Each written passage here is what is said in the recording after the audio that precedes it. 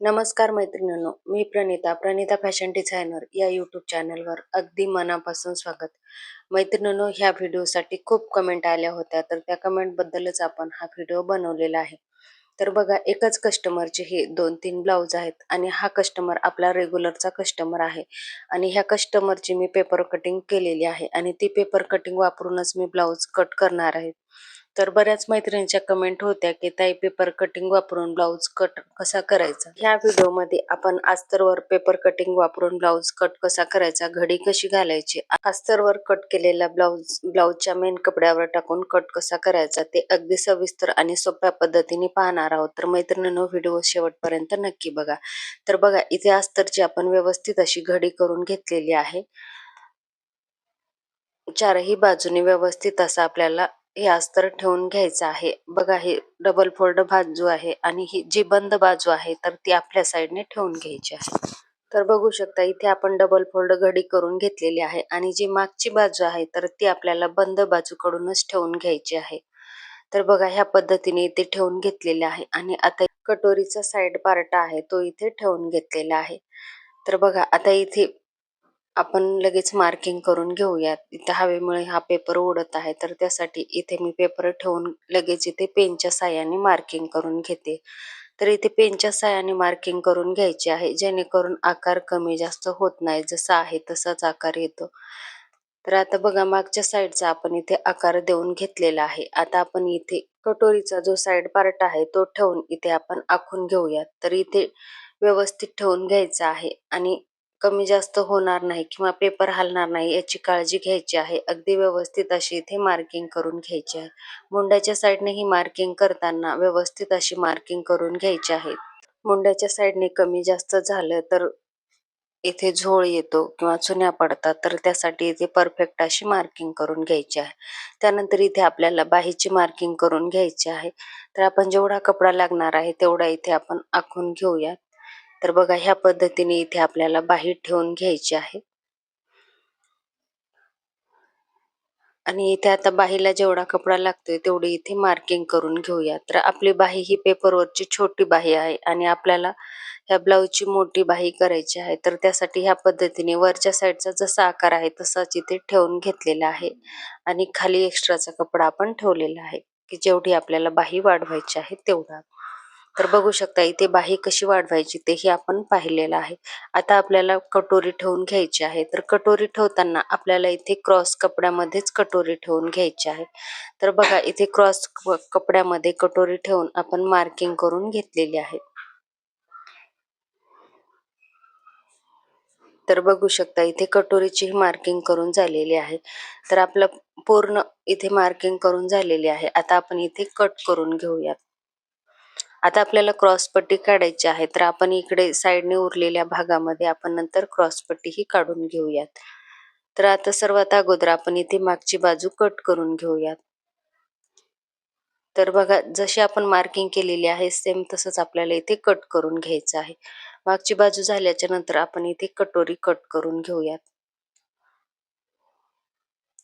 तर बघा मैत्रिणींनो, आपण पेपर कटिंग वापरून अगदी कमी वेळामध्ये आपण हा ब्लाऊज कट करत आहोत आणि तुमचाही रेग्युलरचा कस्टमर असेल तर तुम्ही अशा पद्धतीने पेपर कटिंग ठेवून ब्लाऊज कमी वेळामध्ये कट करू शकता.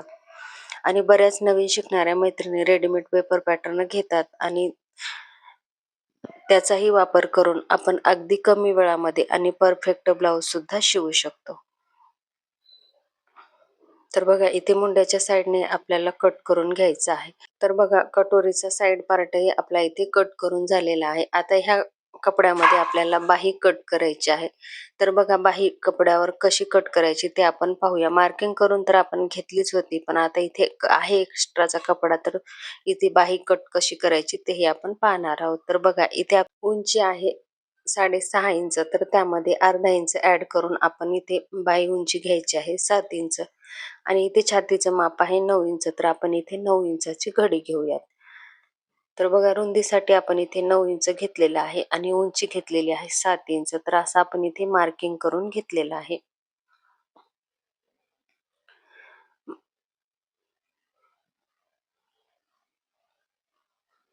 तर बघा इथे दोन्ही साइडने मार्किंग करून घेतलेलं आहे आणि वरून खाली आपण कॅप हाईट घेतलेली आहे 2.5 इंच. 2.5 इंच घेऊन आपण असा आकार देऊन घेतलेला आहे. तर अगोदर आपण इथे वरचाच आकार देऊन घेतलेला आहे आणि आता इथे कट करून घेऊया. आता 2 पदर आपल्याला इथे उचलून घ्यायचे आहेत आणि समोरील बाहीचा जो मासोळी आकार असतो तो आपण इथे कट करून घेतलेला आहे. तर बघू शकता आपण फिनिशिंग सहित परफेक्ट अशी बाही कट केलेली आहे. आता हा एक्स्ट्राचा कपडा उरलेला आहे तर त्यामध्ये आपल्याला क्रॉस पट्टी काढून घ्यायची आहे. तर बघा इथे अस्तरवर आपण कट करून झालेला आहे. आता आपल्याला घ्यायचा आहे ब्लाऊजचा मेन कपडा. तर बघा लिननच्या साडीवरचा सुंदर असा हा ब्लाऊज पीस आहे. तर हा ब्लाऊज पीस आपण इथे कट करून घेऊयात. तर ह्या ब्लाऊज पीसची आपल्याला डबल फोल्ड घडी करून घ्यायची आहे. आता जे दोन्ही काठ आहेत तर त्या काठापासूनच आपण इथे बाही कट करून घेऊयात. तर मी बाहीला दोन्ही काठ वापरत आहे कारण इथे पीसची रुंदी कमी आहे आणि बाहीला जॉईंट द्यावा लागतो. तर जॉईंट न देता मी दोन्ही काठाचा वापर करून बाही इथे कट करून तर बघा ज्या बाजूने काठ आहे तर त्या बाजूने आपल्याला इथे बाही ठेवून घ्यायची आहे आणि जी बंद बाजू आहे तर त्या बंद बाजूकडून आपल्याला मागची बाजू ठेवून घ्यायची आहे. आपला फ्रंट ओपन ब्लाऊज असल्यामुळे आपल्याला ही बंद बाजू मागच्या साईडने ठेवून घ्यायची आहे आणि बॅक साईडला हुक असतील तर आपल्याला समोरची बाजू ही बंद बाजूकडून ठेवून घ्यायची आहे. तर बघा इथे काठाकडून आपण कटोरीचा जो साइड पार्ट ठेवलेला आहे जेणेकरून शोल्डरला सुंदर असा काठ येईल आणि ब्लाऊजला लुक सुद्धा छान येईल. तर त्यासाठी आपण काठाचा वापर असा केलेला आहे.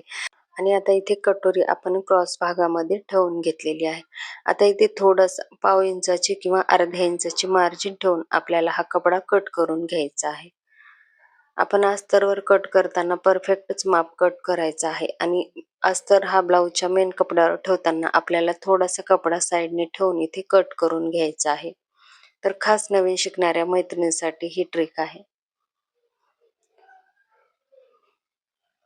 तर बघू शकता इथे मागची ही बाजू आपली कट करून झालेली आहे.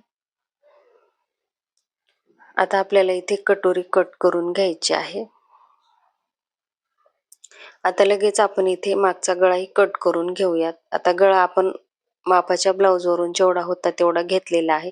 टेपच्या सहाय्याने सुद्धा आपण माप घेऊ शकतो किंवा मागच्या बाजूचा जेवढा कपडा आहे त्याच्या सहाय्याने सुद्धा आपण इथे माप घेऊ शकतो. तर गळा मापाची ही 2 पद्धती आहेत.